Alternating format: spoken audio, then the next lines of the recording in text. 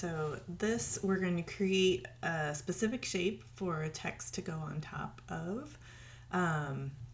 So we are going to start with over here on our shape overlay folder, there's a layer with a door on it, and then I'm going to go ahead and create down here. I'm just going to do a new layer, and you know there's multiple ways that you can create a new layer in here.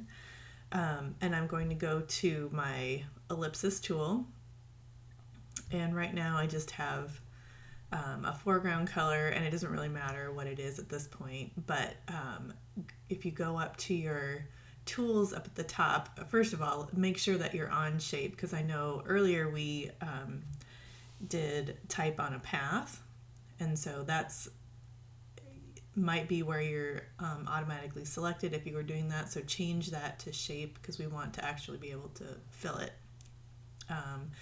So make sure the stroke is off, and then I'm going to make sure I'm on my layer, and I'm going to click, and then I'm going to do Alt Shift because I want a perfect circle.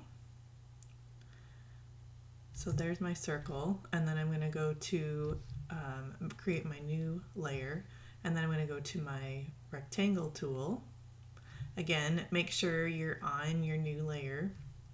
I'm going to click in the middle here, and then I'm going to Alt Shift drag, and I'm going to put the square so that it's about like that, and then I'm going to select both of these guys, and you can see the two different shapes there. And what we're going to do is we're going to merge those shapes. But before we do that, I'm going to take those two shapes, and I'm going to go to my, I'm going to click back on my move tool, and I can go to my align things, tools. So I'm going to do align horizontal, and then I'm going to do align vertical to make sure that those are perfectly centered with each other. Okay. So then I'm going to go back to my shape tool so I can see my outlines here. And now in the layers palette, if you go up to this drop down menu and you go all the way down here to the bottom, you see this merge shapes, or you can do Command E once you're more comfortable with it. Merge shapes, click on that. So now you can see it put everything on the same layer for me, but there's still two separate shapes going on there. So if I want to fill this with one color or do any kind of fancy stuff to it, I'm going to stay on my shapes tool. It doesn't matter which one, it just gives you this shape bar at the top. And then where you see the square block right here, there's a little arrow down here, and so I'm going to click on that, and I'm going to merge shape components.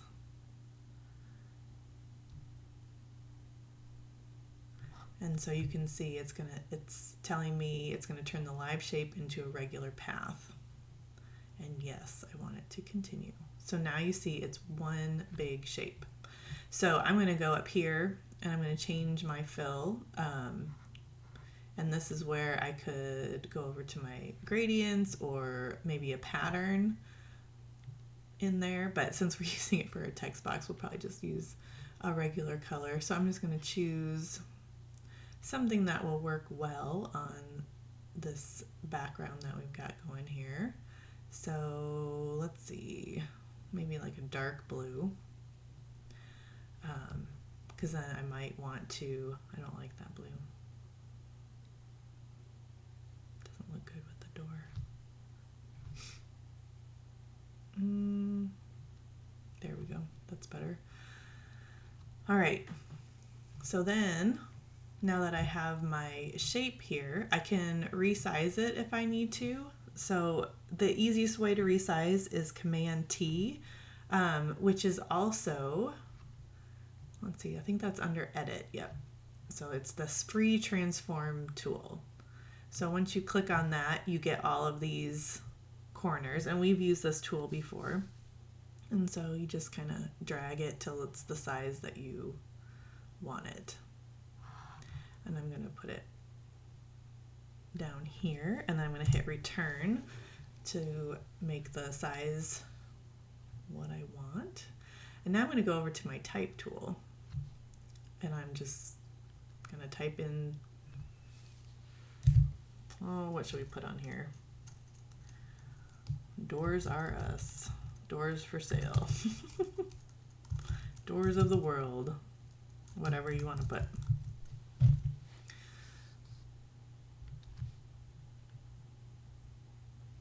So then I'm going to, and you can see what it did to my type tool too. It's kind of put it inside the same shape, which you can do that or not do that if you wanted. If you didn't want that to happen, and just make sure you do your type out here.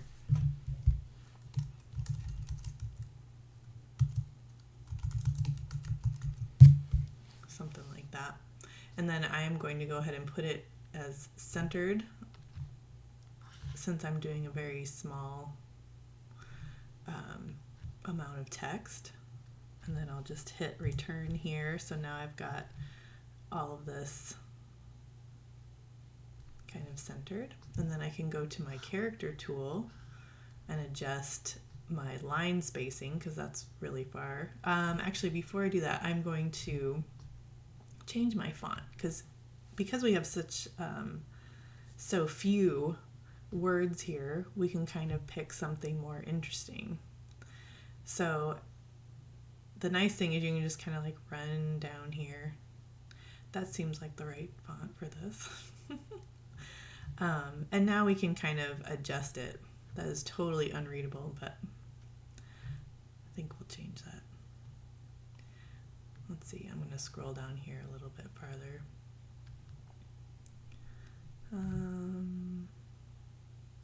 That's a little wide.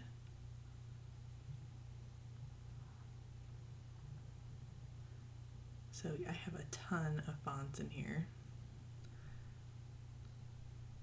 I think maybe it's my pastime, collecting fonts.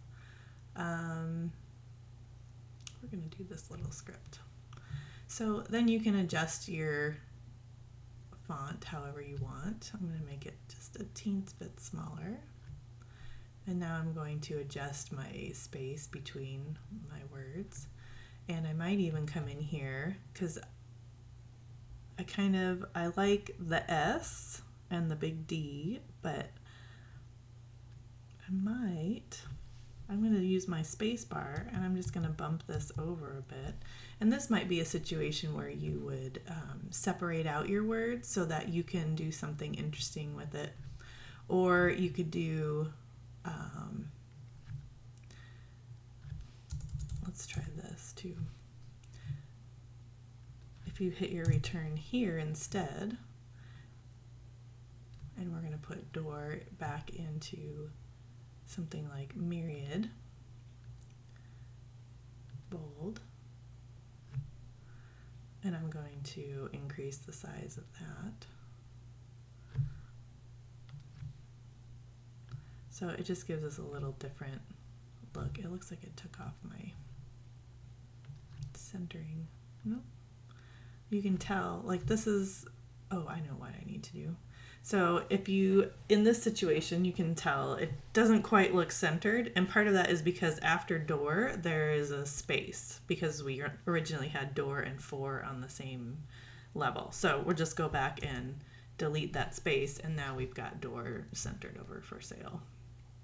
And then again, you can go to your shape, and you can change the opacity and kind of give it just a little different look. So that's how you would do a shape text screen to kind of help you get your fonts readable over your picture. Okay, and the next one we're going to do is clipping. I'll do that in the next video.